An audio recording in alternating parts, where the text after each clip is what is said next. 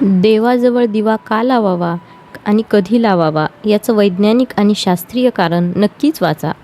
दिवसाला एकूण 8 प्रहर असतात. यात दिवसाला 4 व रात्रीचे 4 प्रहर असतात. यात दिवा लावायची वेळ महत्त्वपूर्ण मुख्यतः यात त्या 2 असतात, सायंकाळ आणि कातर वेळ. पण या दोघांमध्ये फरक असतो. तो कसा? दिवसाचा 4था प्रहर हा सायंकाळ असतो, जो 4 ते 7 वाजेपर्यंत असतो. त्यानंतर पुढे प्रदोष चालू होतो. सूर्यास्ताची वेळ आणि सूर्य पूर्ण अस्त झाल्यावर सायंकाळ व प्रदोष चालू होण्याची मधली वेळ हीच कातर वेळ असते, जी सध्या 6:45 ते 7:30 आणि हीच वेळ दिवा लावण्यासाठी योग्य सांगितली आहे. म्हणून आपले पूर्वज म्हणायचे 7च्या आत घरात. सकाळी सूर्योदयापूर्वी आणि संध्याकाळी सूर्यास्तानंतर 48 मिनिटांच्या 2 घटिकांच्या काळाला संधिकाल असं म्हणतात. संधिकाल हा वाईट शक्तींच्या आगमनाचा काळ. दिवे का लावावेत हे प्रथम लक्षात घ्यावं. दिवे लावणे म्हणजे अग्नीस आवाहन करणे. सूर्य मावळल्यानंतर वातावरणातील प्रकाश व ऊर्जा दोन्ही कमी होते. यामुळे जे जीवजंतू सूर्यप्रकाशात टिकू शकत नाहीत असे जीव वातावरणात लगेच पसरतात, शरीरात प्रवेश करू शकतात व स्वास्थ्य बिघडवू शकतात. वातावरणात सूक्ष्मजीव असतात, त्यांना आळा घालण्यासाठी ऊर्जेची आवश्यकता असते. सूर्य मावळल्यानंतर ती ऊर्जा सर्वत्र दिवे लावून मिळवता येते, म्हणून दिवे लावावेत.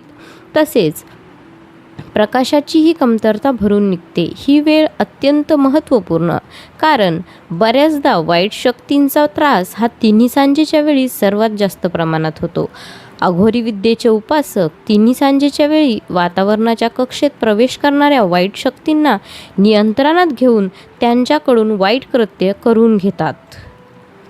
या काळाला कातर वेळ म्हणजेच त्रासदायक किंवा विनाशाची वेळ असं म्हणतात. तिन्ही सांजेच्या वेळी वातावरणात वाईट शक्तींचे प्राबल्य अधिक असते. त्यामुळे वायुमंडलातील या वाईट शक्ती मुलांचं मन आणि बुद्धी यावर आक्रमण करण्याची शक्यता अधिक असते. वायुमंडलात कार्यरत असणाऱ्या वाईट शक्ती रात्रीच्या काळात मुलांच्या मनात भय, भीती निर्माण करतात. तिन्ही सांजेच्या वेळी दिवा लावून शुभम करोती व संध्या प्रार्थना म्हटल्यामुळे देहाभोवती व घराभोवती संरक्षक कवच निर्माण होऊन वाईट शक्तींपासून रक्षण होतं. तसेच देवाच्या आशीर्वादामुळे देहात कार्यरत असणारी शक्तीची स्पंदनं 12 तास सूर्योदयापर्यंत सूक्ष्मातून कार्यरत राहतात व मुलांच्या मनातील भीती दूर होऊन त्यांना देवाशी अनुसंधान साधता येतं. तसेच मुलांमध्ये क्षात्रवृत्ती वाढण्यास सहाय्य होतं.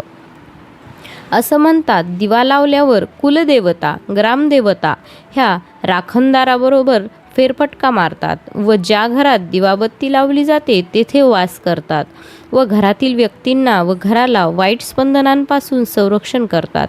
तसेच कातर वेळ होताच ईशान्य दिशेकडून लक्ष्मी घुबडावर बसून येते व अनेक रूप धारण करून जिथे दिवा लावणी होते त्या घरात प्रवेश करते. म्हणून घुबड पक्षी हा सुद्धा कातरवेळीच बाहेर पडतो.